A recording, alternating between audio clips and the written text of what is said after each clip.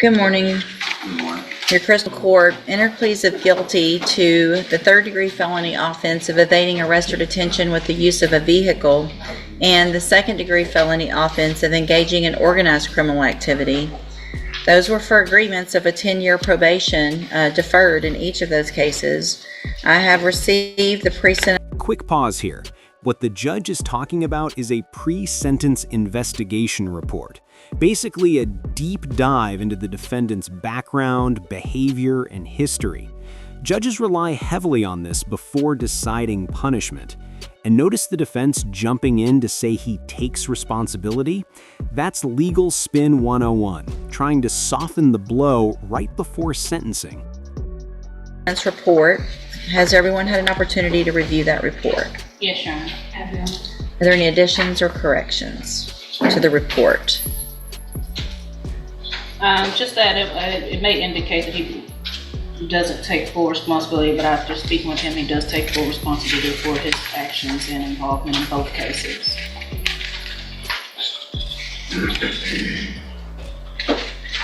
I've also reviewed jail incident reports. Have you both been given a copy of those? Yes, Your Honor. I have. So you're 17 now? Yes, ma'am. I don't think he turns 18 until... December 26th.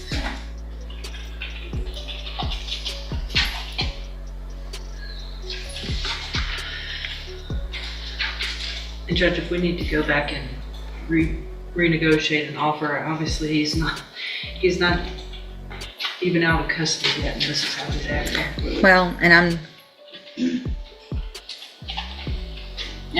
Your Honor, obviously due to his age, we want him to have the opportunity to get his life together, obviously not going into adulthood with felony convictions. I have preached to him the importance of following the rules and not... And you can't do it, can you? Whoa, did you catch that? 21 incident reports inside jail. That's not just bending the rules, that's an all-out war with them. Fighting, stealing food, bullying inmates. This isn't the behavior of someone begging for probation. This is someone showing the judge they can't even handle basic structure. If you were the judge, would you trust him? You cannot. 21 incident reports since January 25th of this year. 21. Fighting, calling officers names, stealing food, instigating fights, being a bully to other people in the dorm. Ridiculous. So if you can't follow rules in the jail, what makes you think you're going to come in here and I'm going to say, sure, go be on probation out in our community? After y'all shotgun, I mean, this is serious. I'm tired of the shooting. And here it is, the hammer drops. The judge rejects the plea deal. This is huge. Normally, plea agreements are almost always accepted because they save the court time and resources. But when a judge says, not today, it's a message. Public safety comes first. Remember, probation is a privilege, not a right. I'm tired of people, you could have killed somebody, and because you accidentally didn't kill somebody, you get to get a probation. Not today. If I could send you to ISF, I would consider it. I can't. At this point, I'm going to reject the plea agreements. We will set the cases for a review in about 30 days. Let's see where we are, go over his options, y'all talk. If I can always do, upfront time, but we've got to get to a certain point where that would make sense. And so at this time, I'm just going to reset the cases. Again, I'm rejecting these plea agreements. And let me tell you, you get more of these, it's only going to get worse. I'm going to see them. A jury's probably going to see them a jury will see them if you go to trial. And you're going to end up in prison for up to 20 years because you can't follow the rules in our jail and you're acting like a little punk. So go stop acting like a punk, prove that you can behave, then we'll see what happens. When you come back next, I'll see how many of these I have.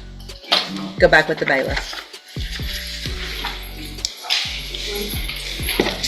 The one allegation that would have been proved up is a misdemeanor assault from last year that was never filed by the police department. Okay. It looks like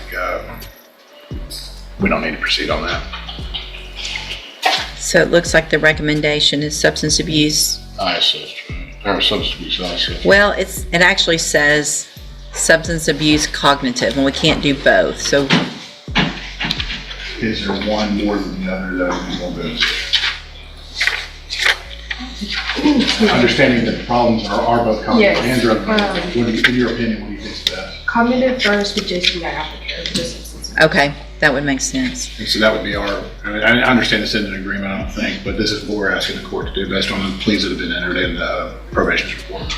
I guess we're on the record. In talking with Mr. Blunt, I think that he will do, obviously he's not gonna refuse ISF, but he was going to suggest that he's using, or has used marijuana or THC in the past to cope with anxiety issues in lieu of ISF to perhaps try to pursue something through MHMR. Well, he didn't just use THC, he also used methamphetamine, and I'm pretty sure that's not very good for anxiety.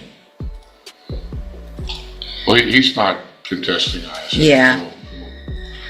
So, Mr. Blunt, you're on probation for an extremely serious offense. I could be sending you to prison today for a very long time for violating your probation. Sounds like probation's willing to work with you. You've done some positive things while you're on probation, which are good, that you are going to treatment. You've made a great deal of progress. Those are the things that I'm really concerned about.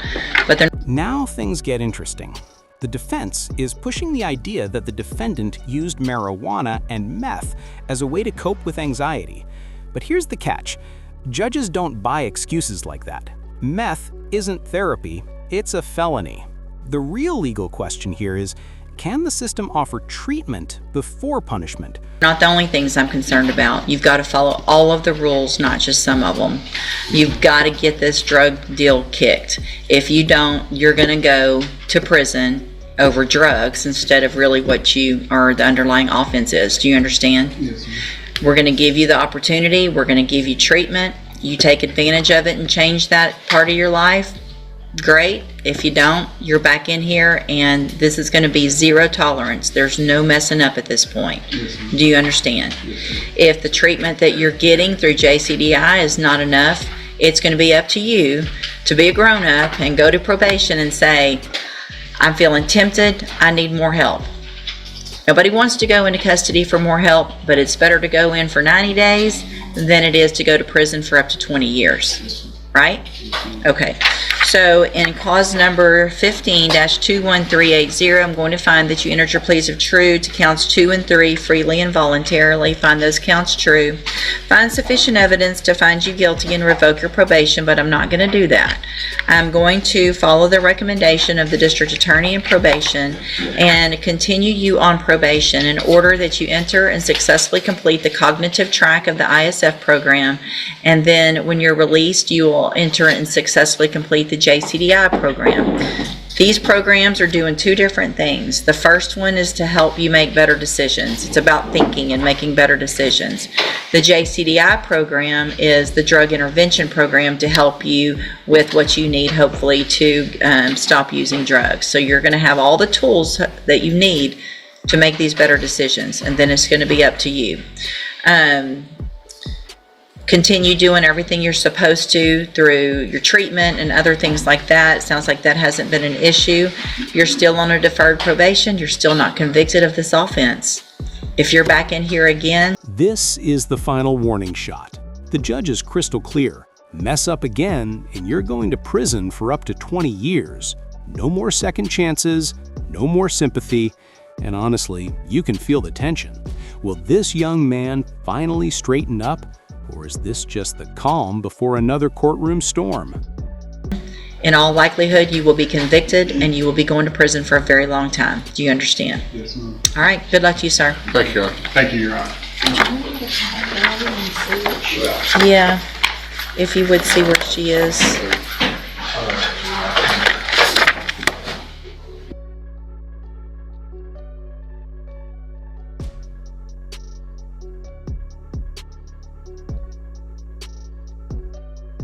court entered pleas of guilty to the third-degree felony offense of evading arrest or detention with the use of a vehicle and the second-degree felony offense of engaging in organized criminal activity. Those were for agreements of a 10-year probation, deferred in each of those cases. I have received the pre-sentence report. Has everyone had an opportunity to review that report? Yes, Your Honor. Are there any additions or corrections to the report?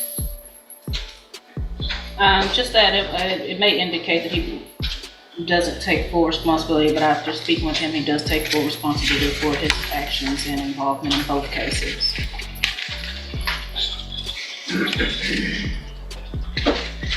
I've also reviewed jail incident reports. Have you both been given a copy of those? Yes, Your Honor. I have.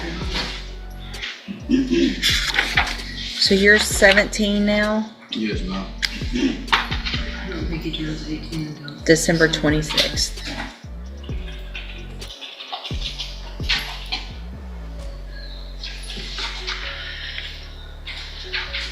And Judge, if we need to go back and renegotiate an offer, obviously he's not even out of custody yet, and this is how he's acting. Well, and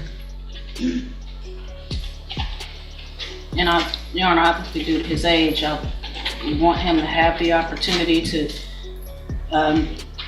get his life together, obviously not going into adulthood with felony convictions.